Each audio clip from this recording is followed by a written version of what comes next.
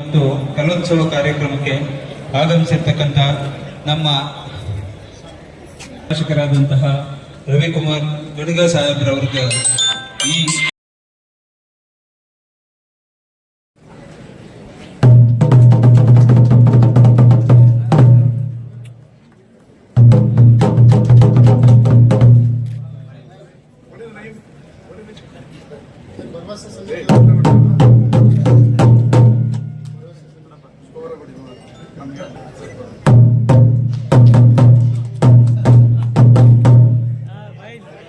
ಶಾಲಾ ಶಿಕ್ಷಣ ಇಲಾಖೆ ವತಿಯಿಂದ ಇದನ್ನ ಜಿಲ್ಲಾ ಮಟ್ಟದ ಪ್ರತಿಭಾ ಕಾರಂಜಿ ಮತ್ತು ಕಲೋತ್ಸವ ಕಾರ್ಯಕ್ರಮ ಹಮ್ಮಿಕೊಳ್ಳಲಾಗಿದೆ.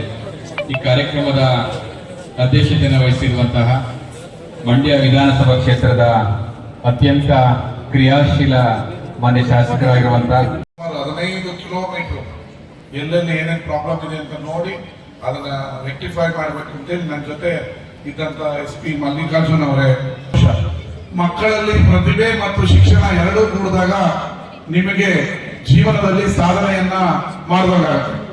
ನಾವು ನರಕ ಸ್ವರ್ಗ ಎರಡರ ನೋಡ್ತೀವಿ. ನರಕ ಸ್ವರ್ಗ ಆಕಾಶದಲ್ಲೂ ಇಲ್ಲ, ಭೂಮಿ ಒಳಗಡೆನೂ ಇಲ್ಲ. ನಮ್ಮ ಜೀವನದಲ್ಲಿ ಸುಖ ಜೀವನವೇ ಸ್ವರ್ಗ, ಕಷ್ಟ ಪಡೋದೇ ನರಕ. ಈ ಎರಡೇ. ಸ್ವರ್ಗ ಸಿಗೋದು ಯಾವಾಗ ಅಂದ್ರೆ ನಾವು ನಮ್ಮ ಮಕ್ಕಳನ್ನ ಚೆನ್ನಾಗಿ ಓದಿಸಿ ಅವ್ರ ಕೈ ತುಂಬಾ ಸಂಬಳ ಬರುವಂತ ಉದ್ಯೋಗನ, ಸಮಾಜದಲ್ಲಿ ಸ್ಟೇಟಸ್, ಗೌರವವಾಗಿ ಈಗ ಕುಮಾರ್ ಅವರು ಮತ್ತೆ ಮಲ್ಲಿಕಾರ್ಜುನ್ ಇದ್ದಾರೆ IAS IPS. ನಮ್ಮ ಮಕ್ಕಳು ಹಾಗೆ ಓದಬೇಕು ಅಂತ ಪ್ರತಿಯೊಬ್ಬ ತಂದೆ ತಾಯಿಯರಿಗೂ ಕನಸಿರುತ್ತೆ. ಅವರು ಆ ರೀತಿ ಓದಿ ಸಾಧನೆ ಮಾಡಿ, ನೀವು ಕಷ್ಟಪಟ್ಟು ಸಾಲ ಮಾಡಿ ಅವ್ರ ಹತ್ರ ಬೈಗುಳಗಳನ್ನ ಕೇಳಿ ನಿಮ್ಮ ಮಕ್ಕಳನ್ನ ಓದಿಸಿ ಅವ್ರು ವಿದ್ಯಾವಂತರಾಗಿ ಕೆಲಸ ಮಾಡಿ ಫಸ್ಟ್ ತಿಂಗಳು ಸಂಬಳ ತರದೇ ನೀವು ನೋಡುವಂತ ಸ್ವರ್ಗ.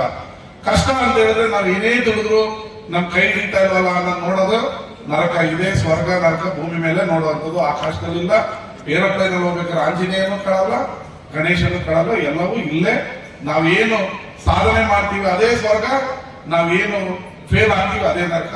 ಅದರಿಂದ ನಿಮ್ಮ ಮಕ್ಕಳನ್ನ ಚೆನ್ನಾಗಿ ಓದಿಸಿ, ಇಡೀ ಆಸ್ತಿಗಿಂತ ನಿಮ್ಮ ಮಕ್ಕಳನ್ನೇ ಆಸ್ತಿಯನ್ನಾಗಿ ಮಾಡಿ, ಶಿಕ್ಷಣದಲ್ಲಿ ಇವತ್ತು ರಾಜ್ಯ ಸರ್ಕಾರ ಹಲವಾರು ಕ್ರಾಂತಿಕಾರಿಕ ಬದಲಾವಣೆಗಳನ್ನ ತಂದಿದೆ. ಅದನ್ನ ಉಪಯೋಗಿಸ್ಕೊಂಡು ಇವತ್ತೇನಾಗಿದೆ, ನಾವೆಲ್ಲ ಓದ್ಬೇಕಾದ್ರೆ first rank, second rank, third rank ಅಂದ್ರೆ ಬಹಳ ಖುಷಿ ಆಗ್ತಿತ್ತು. ಈಗ ಯಾವ ರ್ಯಾಂಕ್ಗೂ ಬೆಲೆ ಇಲ್ಲ, ಎಲ್ಲರೂ ಡಿಸ್ಟಿಂಕ್ಷನ್ ತಗೋತಾರೆ. ಬಟ್ ಎಕ್ಸ್ಟ್ರಾ ಪ್ರತಿಭೆಯನ್ನ ನೀವು ಓದುವ ಜೊತೆಗೆ ಪ್ರತಿಭೆ ಇದ್ದಾಗ ಮಾತ್ರ ಈಗ ಇವತ್ತು ಕೆಲಸಗಳು ಸಿಗ್ತಾ ಇದೆ, ಪ್ರತಿಭೆಗಳು ಬರ್ತಾ ಇದೆ.